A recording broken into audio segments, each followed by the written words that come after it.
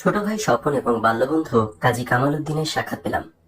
একদিন সকালে ধর্মনগর থেকে ক্যাপ্টেন খায়রুল্লাহ নাম আমায় জানালো, স্বপন ও বদি অফিসার্স কোর্সে যোগদানের জন্য তারা মূর্তি যাবার পথে ধর্মনগর পৌঁছেছে। ওরা আমার খোঁজ করছে, আমি ওদের পাঠিয়ে দিতে বললাম। হঠাৎ একদিন ধর্মনগর থেকে বন্ধু ক্যাপ্টেন আনাম আমাকে জানালো, আমার ছোট ভাই স্বপন এবং একান্ত বন্ধু কাজী কামাল উদ্দিন মূর্তির সাথে এসে পৌঁছেছে আমার খোঁজে। তাকে অনুরোধ জানালাম ওদের আমার কাছে পাঠিয়ে দিতে। কয়েকদিনের মধ্যেই ওরা এসে পৌঁছালো। স্বপনকে এভাবে কাছে পাবো সেটা ভাবতেও পারিনি। ওদের কাছে পেয়ে খুবই খুশি হয়েছিলাম। আত্মীয় পরিজনদের সব খবরাখবরই পেলাম তাদের কাছ থেকে। শুনলাম ঢাকা শহরে ওদের দুঃসাহসিক গেরিলা অভিযানের লোমহর্ষক কাহিনী। মুক্তিযুদ্ধের শুরুতেই স্বপন, বদি, কাজী, জুয়েল, রুমি, আলম, আজাদ, সাচো বর্ডার পেরিয়ে 2 নং সেক্টরের মেঘালয় ক্যাম্পে ট্রেনিং নিয়ে ঢাকায় ফিরে গিয়ে গেরিলা তৎপরতায় কাঁপিয়ে তোলে ঢাকা শহর। পর্যায়ক্রমে তাদের সাথে যোগ দেয় চুন্নু, ফজলে, মুক্তার, হ্যারিস, তৈয়ব আলী, উলফাত, সামাদ, ফতে আলী, মেওয়া, জিয়া, ফুলু, সাইদ এবং আরো অনেকেই। ওদের উপর দায়িত্ব দেওয়া হয়েছে ঢাকায় অবস্থান করে বিভিন্ন অপারেশন পরিচালনা করা, যাতে সারা বিশ্বে বাংলাদেশের মুক্তিযুদ্ধের খবর ছড়িয়ে পড়ে। শুধু তাই নয়, তাদের ওই ধরনের গেরিলা তৎপরতা চালানো হচ্ছে সেটাও সত্যি নয়। তাদের ওই ধরনের গেরিলা তৎপরতায় এটাও প্রমাণিত হবে যে পুরো বাংলাদেশ খান সেনাদের নিয়ন্ত্রণে রয়েছে বলে যে সরকারি প্রচারণা চালানো হচ্ছে সেটাও সত্যি নয়।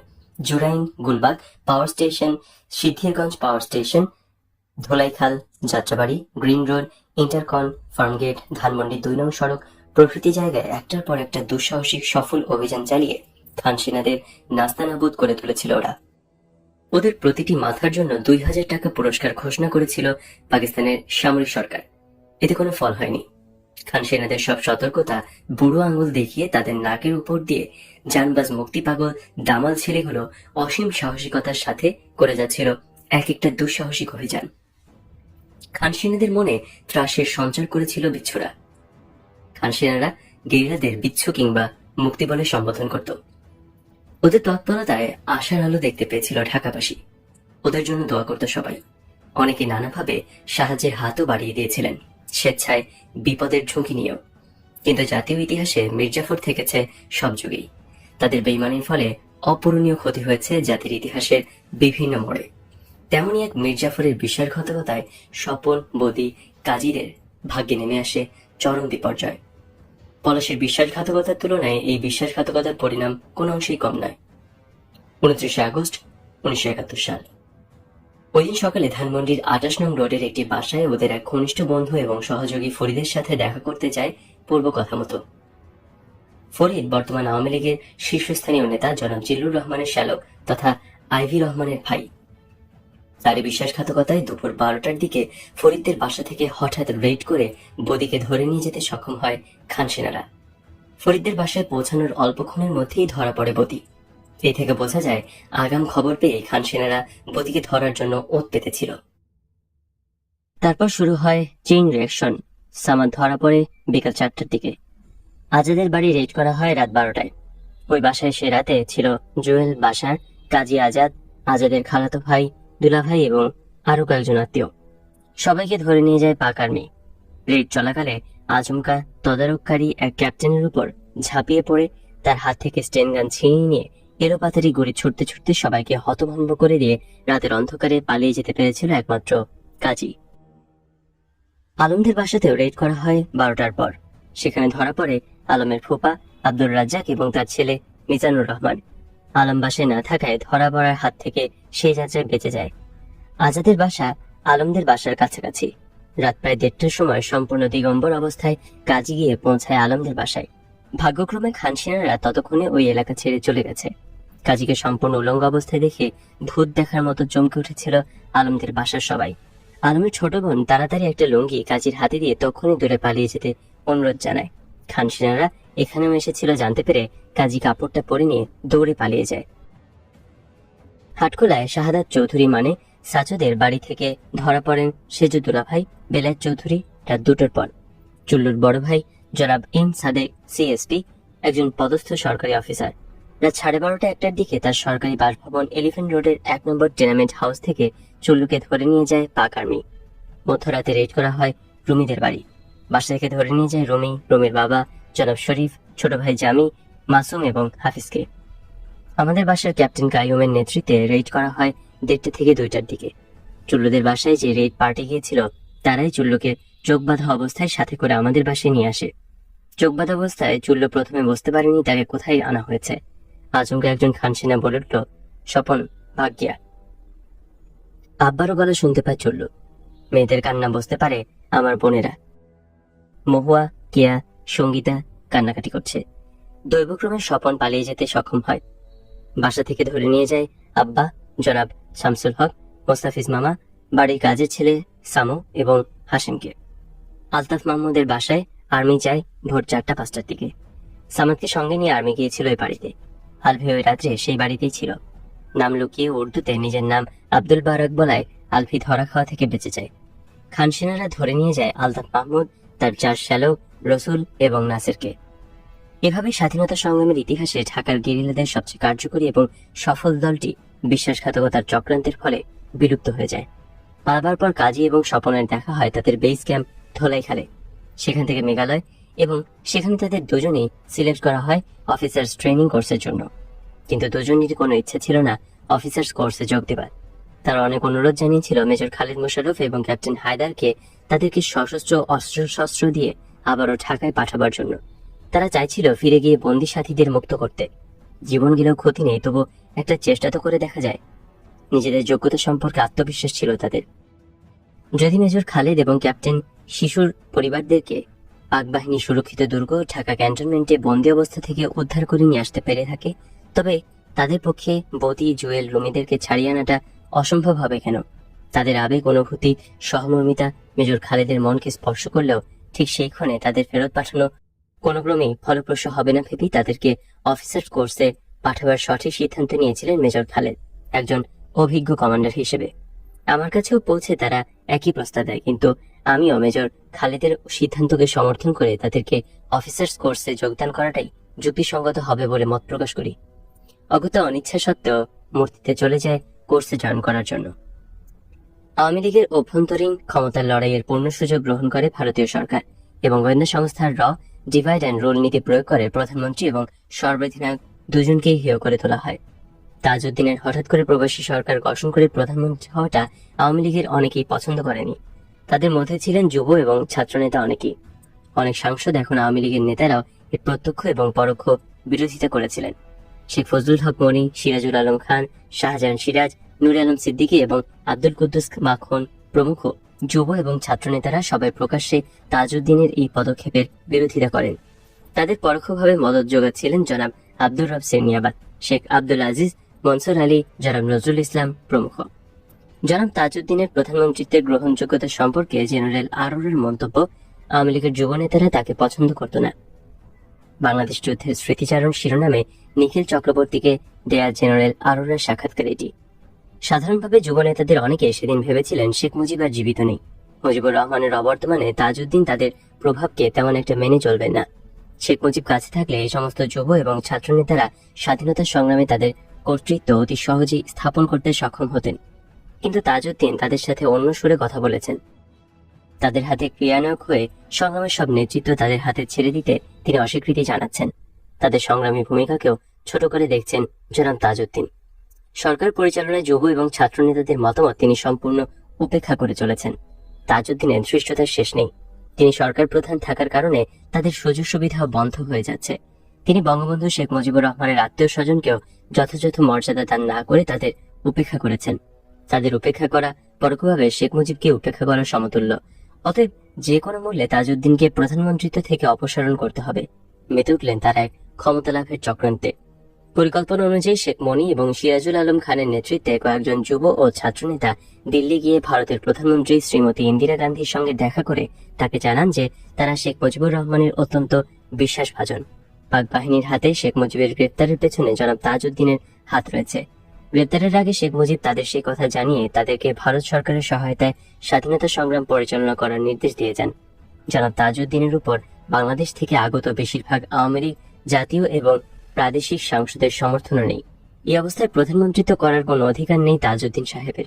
তাদের বক্তব্যের সমর্থনে তারা মুজিবুর রহমানের ভগ্নিপতি জনাব আব্দুর রব সেরনিয়াবাতের একটি চিঠি শ্রীমতী ইন্দিরা গান্ধীকে প্রদান করেন এবং শেখ মুজিবের জ্যেষ্ঠ পুত্র শেখ কামালকে তার সম্মুখে উপস্থিত করেন।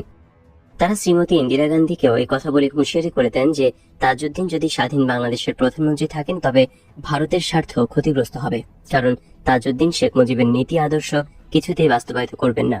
এই পরিপ্রেক্ষিতে দুপক্ষের স্বার্থে তাদের নেতৃত্বে বাংলাদেশ থেকে আগত মুজিব ভক্ত এবং তাদের অনুগত তরুণদের প্রশিক্ষণের ব্যবস্থা করার জন্য তারা শ্রীমতী গান্ধীর কাছে আবেদন জানান।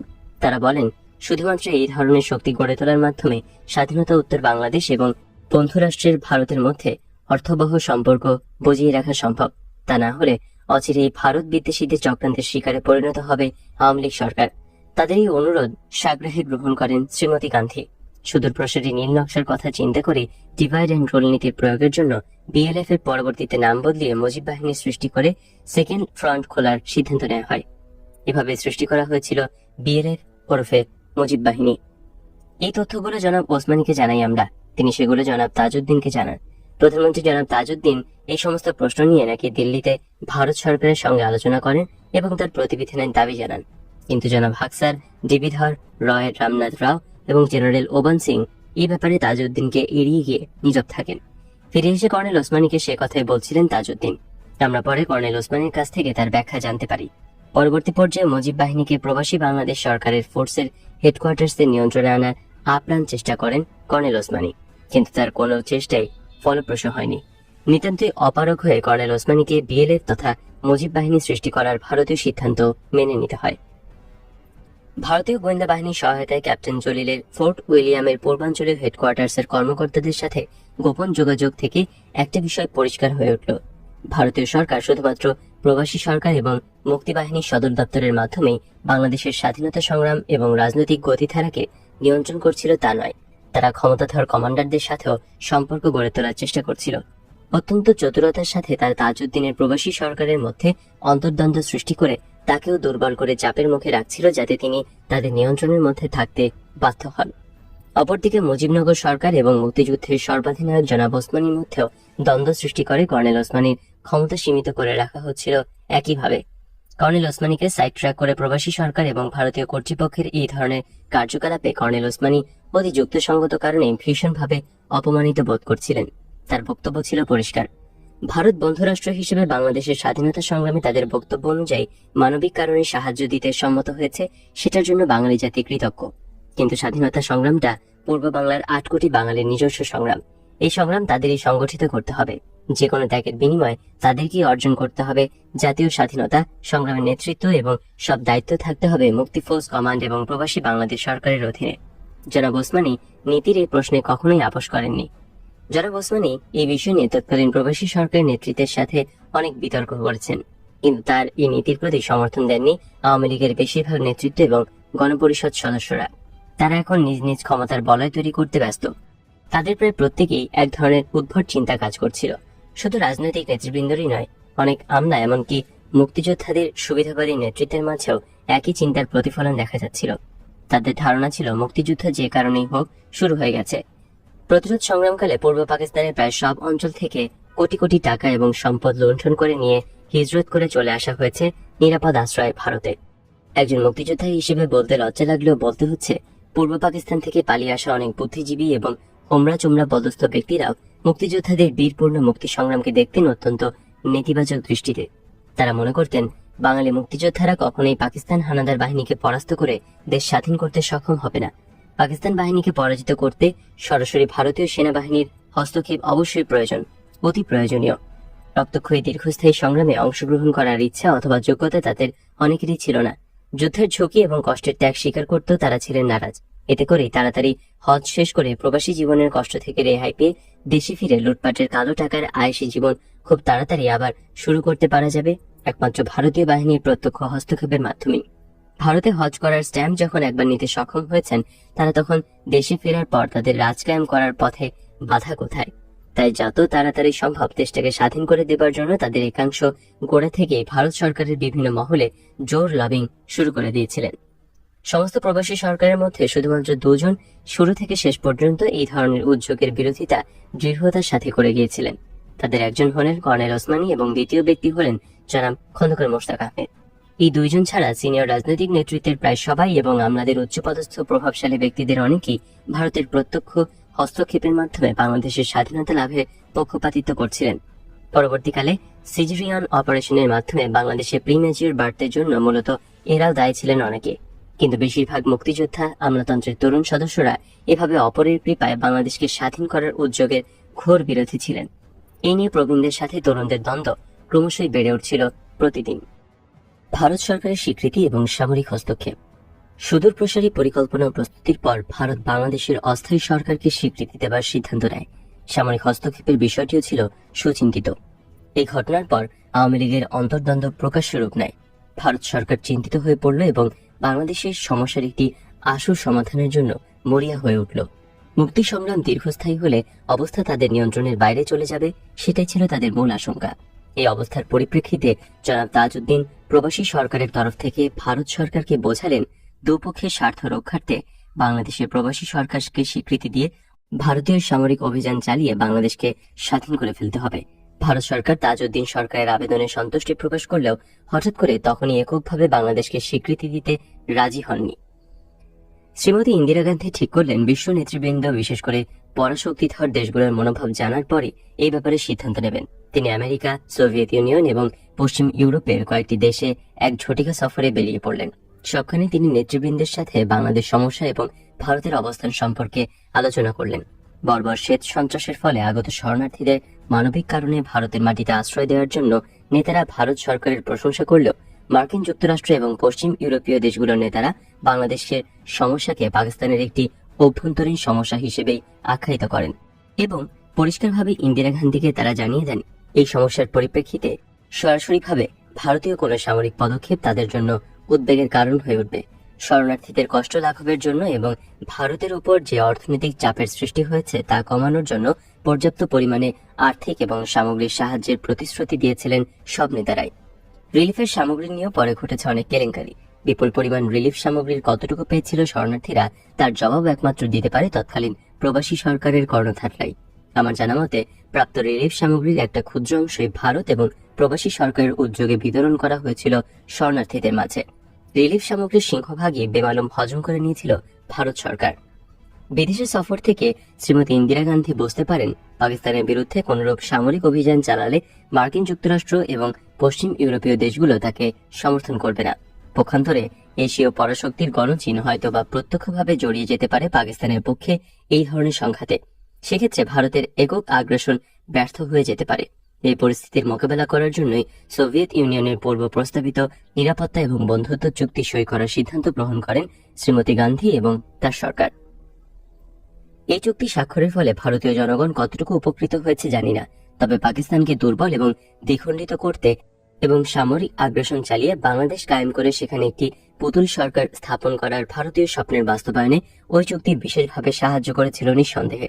সোভিয়েত ইউনিয়নের সাথে চুক্তি স্বাক্ষরের পরপরই বাংলাদেশ প্রবাসী সরকারকে স্বীকৃতি দেয় ভারত সরকার।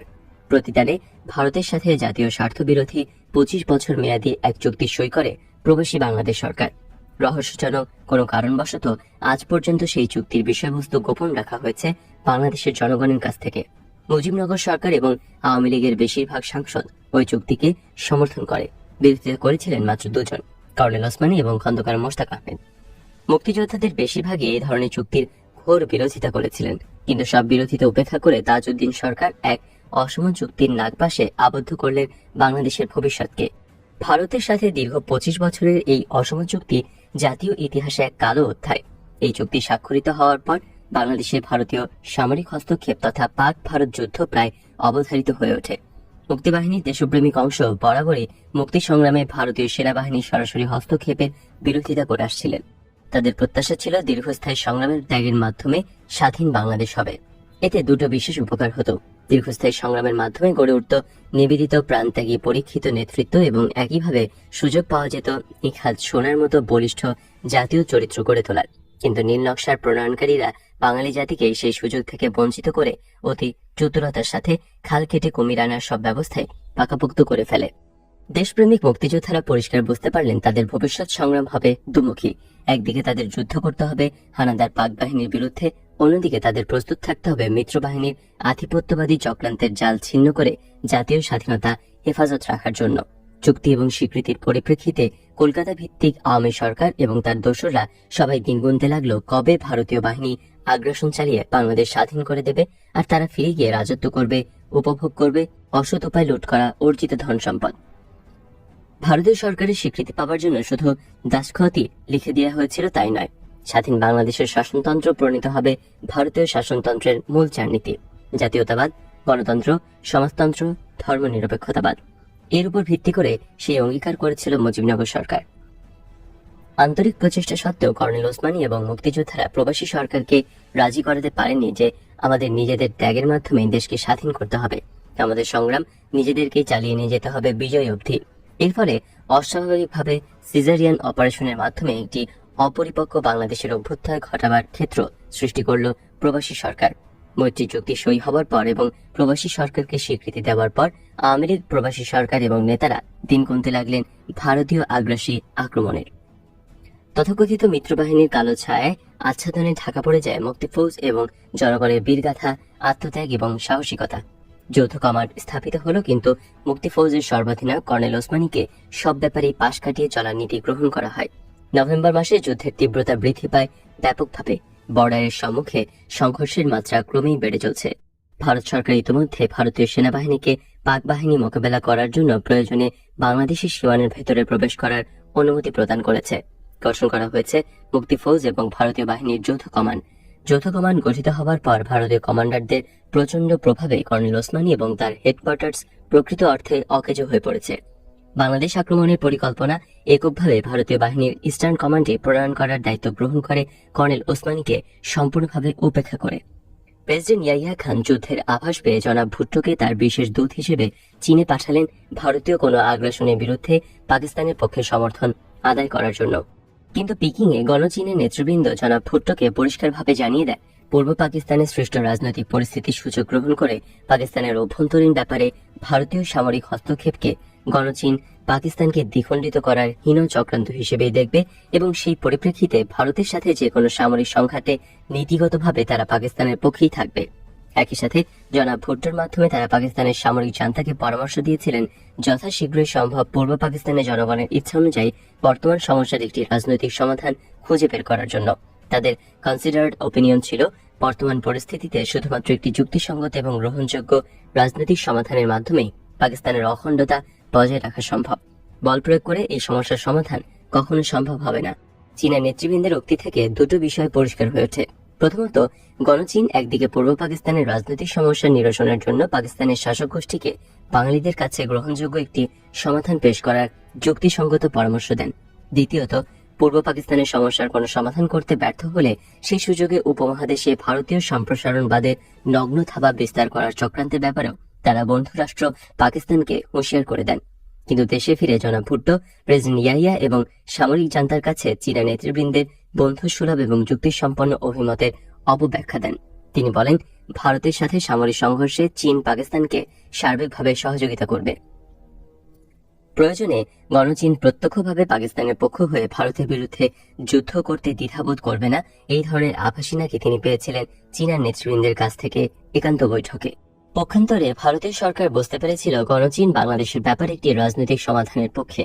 তাছাড়া সদ্য সমাপ্ত রুশ ভারত মৈত্রী চুক্তির পরিপ্রেক্ষিতে পাক ভারত যুদ্ধে গণচীনের প্রত্যক্ষভাবে জড়িয়ে পড়ার সম্ভাবনা খুবই কম বলেও ধারণা পোষণ করছিল ভারত সরকার। এই ধরনের চিন্তাভাবনার পেছনে যথেষ্ট যুক্তি ছিল। এই অবস্থায় ঝটিকা অভিযান চালিয়ে পূর্ব পাকিস্তানকে স্বাধীন করে সেখানে তাদের পছন্দের সরকার কায়েম করতে পারা যাবে সহজেই। এই ধরনের বিশ্লেষণের পরই যুদ্ধ ঘোষণা করার সিদ্ধান্ত গ্রহণ করে ভারত সরকার।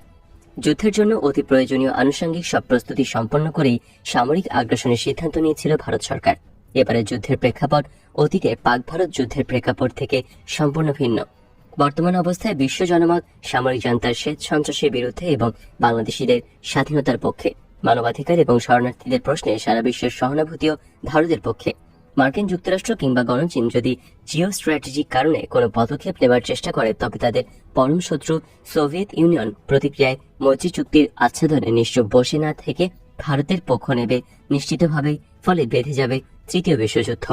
বর্তমানে বাস্তব অবস্থার পরিপ্রেক্ষিতে একটা বিশ্বযুদ্ধ শুরু করার দায়-দায়িত্ব নিজেদের কাঁধে নিতে চাইবে না যুক্তরাষ্ট্র অথবা গণচীন, সে বিষয়ে যথেষ্ট সন্দেহ রয়েছে। সবচেয়ে বড় কথা, পূর্ব পাকিস্তানের 8 কোটি জনগণ আজ পাকিস্তানের স্বৈরশাসনের বিরুদ্ধে। মুক্তিবাহিনীর দেশব্যাপী প্রচন্ড তৎপরতায় পূর্ব পাকিস্তানে অবস্থিত পাক বাহিনীর অবস্থান সম্পূর্ণরূপে বিপর্যস্ত এবং যে কোনো যুদ্ধের জন্য অত্যাবশ্যকীয় ফ্যাক্টর সৈনিকদের মনোবলও সম্পূর্ণভাবে ভেঙে পড়েছে। খান সেনারা সার্বিকভাবে দুর্বল হয়ে পড়েছিল তাই নয়, তাদের strategic locations, line of communication, defensive positions, supply points, reinforcement capabilities, battle tactics, logistics support লাইনে সমস্ত গুরুত্বপূর্ণ গোপনীয় বিষয়, সব খবর এখন রয়েছে ভারতীয় বাহিনীর নখদর্পণে। এসব খবর সংগ্রহ করা হয়েছে মুক্তিবাহিনীর ইন্টেলিজেন্স ইউনিট এবং সেক্টরগুলোর নিজস্ব গোয়েন্দা তৎপরতার মাধ্যমে। বাংলাদেশের আপামর জনসাধারণের বিরোধিতার মুখে পূর্ব পাকিস্তানে পশ্চিমাদের জবরদখল আজ অযৌক্তিক হয়ে পড়েছে। শত্রুপক্ষের অবস্থা বর্তমানে টোটালি আনটেনেবল। প্রয়োজনে শুধু সুযোগ মতো আক্রমণের ধাক্কা, তাহলেই কেল্লা ফতে হবে। সুযোগ এসে গেল। 3রা ডিসেম্বর বিকাল 5:45 আকস্মিকভাবে পাকিস্তান এয়ারফোর্স প্রি-এমপ্টিভ স্টিক করে বসল ভারতের বিভিন্ন জায়গায় স্ট্র্যাটেজিক টার্গেটগুলোর উপর। একই সাথে আঘাত আনা হলো শ্রীনগর, অবিন্তিপুর, পাঠানকোট, উত্তরলাই, যোধপুর, আম্বালা এবং আগ্রা বিমান ঘাঁটির উপর। ঠিক সেই সময় শ্রীমতী ইন্দিরা গান্ধী কলকাতায় এক জনসভায় ভাষণ দিচ্ছিলেন। বিমান হামলার খবর তাকে দেয়া মাত্র তিনি মুহূর্তে সিদ্ধান্ত নিয়ে ওই জনসভাতে পাকিস্তানের বিরুদ্ধে সর্বাত্মক পাল্টা আক্রমণের ঘোষণা দিলেন। কলকাতা থেকে সেদিন সন্ধ্যায় দিল্লি ফেরার আগে ইস্টার্ন কমান্ডের ANGOC general officer commanding general আরোরাকে দিল্লির সেনা সদর থেকে হুকুম দেওয়া হলো পূর্ব পাকিস্তানে সর্বাত্মক হামলা চালাবার জন্য। জেনারেল আরোরার অধীনে দেওয়া হলো 3টি স্বয়ংসম্পূর্ণ আর্মি কোর, 2য়, 3300 এবং 4র্থ কোর। এছাড়াও দেওয়া হলো কমিউনিকেশন জোন হেডকোয়ার্টার্স, আরও একটি ভ্রাম্যমাণ আর্মি ইউনিট।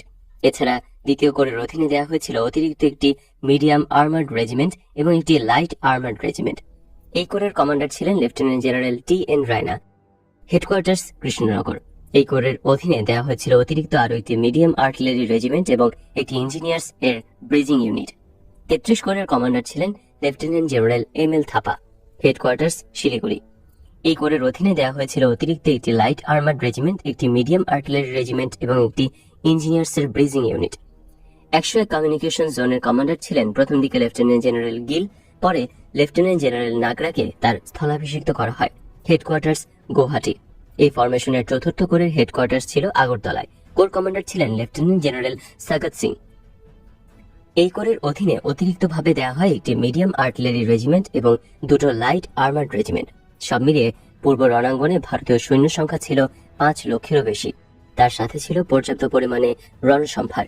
এই সময় পূর্ব পাকিস্তানে অবস্থিত প্রায় 1 লক্ষ খান সেনার বিরুদ্ধে যুদ্ধ করার জন্য এই ধরনের বিশাল বাহিনী মোতায়েন করার প্রয়োজন ছিল না। এই বিশাল সৈন্য সমাবেশ ঘটানো হয়েছিল গণচীনের তরফ থেকে, যদি কোনো সামরিক পদক্ষেপ নেওয়া হয় তার মোকাবেলা করার লক্ষ্যে। যাই হোক, প্রয়োজনীয় এয়ার এবং নেভাল কোর এবং প্রায় 2 লক্ষ মুক্তিযোদ্ধাদের সাথে বিশাল ভারতীয় বাহিনী একই সময় সব সেক্টর থেকে আক্রমণ চালালো। সব সেক্টরে ভারতীয় বাহিনীর অগ্রসর হওয়ার জন্য রাস্তায় করে ব্রিজ হেড তৈরি করে দিচ্ছিল মুক্তিবাহিনীর বীর মুক্তিযোদ্ধারাই। ওই সময় ব্রিজ হেড তৈরি করা সম্ভব হয়েছিল বলেই অতি সহজেই শত্রুপক্ষের ডিফেন্স ভেদ করে ঢাকা অভিমুখে তড়িৎ গতিতে এগিয়ে যেতে পেরেছিল ভারতীয় মিত্রবাহিনী। যুদ্ধের এই গুরুত্বপূর্ণ পর্যায়ে কর্নেল ওসমানীকে সম্পূর্ণরূপে পাশ কাটিয়ে চলছিল ভারতীয় সেনা কমান্ড। ভারতীয় সেনাবাহিনী স্ট্র্যাটেজি ছিল যত তাড়াতাড়ি সম্ভব শত্রুপক্ষের ডিফেন্স লাইন ভেদ করে তাদের উইথড্রয়ালের পথে কাট অফ করে তাদেরকে ছোট ছোট অংশে বিভক্ত করে পরাজিত করে ঢাকা অবরোধ করা এবং পাক বাহিনীকে সারেন্ডার করতে বাধ্য করা। বাংলাদেশে অবস্থিত পাক বাহিনী তাদের চেয়ে সংখ্যায় 6 থেকে 7 গুণ বড় ভারতীয় বাহিনী এবং মুক্তি ফৌজের প্রচন্ড আক্রমণের মুখে মাত্র 12 দিনের যুদ্ধে অতি করুণ অবস্থায় আত্মসমর্পণ করতে বাধ্য হয়। বাংলাদেশের জনগণের অসহযোগিতা এবং মুক্তিবাহিনীর দুঃসাহসিক গেরিলা তৎপরতায় পাক বাহিনীর যুদ্ধস্পৃহা এবং মনোবল একদম নষ্ট করে দিয়েছিল।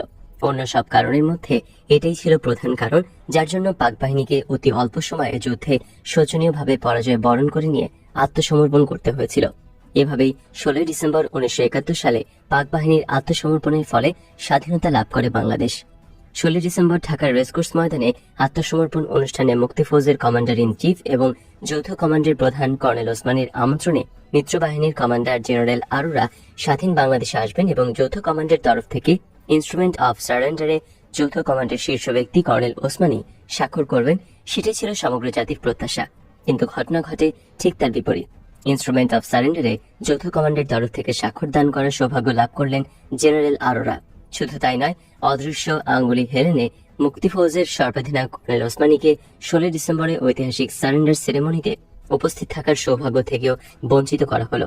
কেন তাকে তার ন্যায্য অধিকার থেকে বঞ্চিত করে সেদিন জেনারেল আরোরাকে সমগ্র জাতি এবং বিশ্ব পরিচয়ে বিজয়ী শক্তির একচ্ছত্র অধিকর্তা হিসেবে জাহির করা হলো, সেই রহস্যের উদ্ঘাটন আজ অব্দি হয়নি।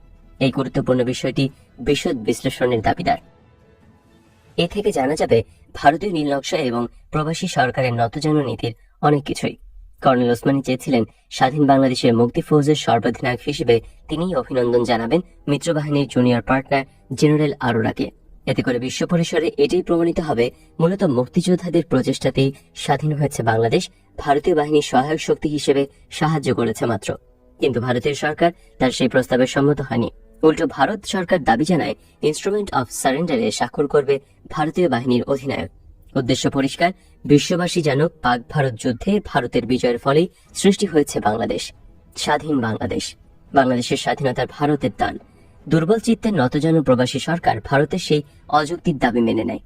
কিন্তু প্রচন্ড আত্মসম্মানবোধের অধিকারী আপসীন বঙ্গবীর কর্নেল ওসমানীর নীতির প্রশ্নে অটল থেকে এই অন্যায়ের প্রতিবাদে নিজেকে সবকিছু থেকে দূরে সরিয়ে রেখেছিলেন।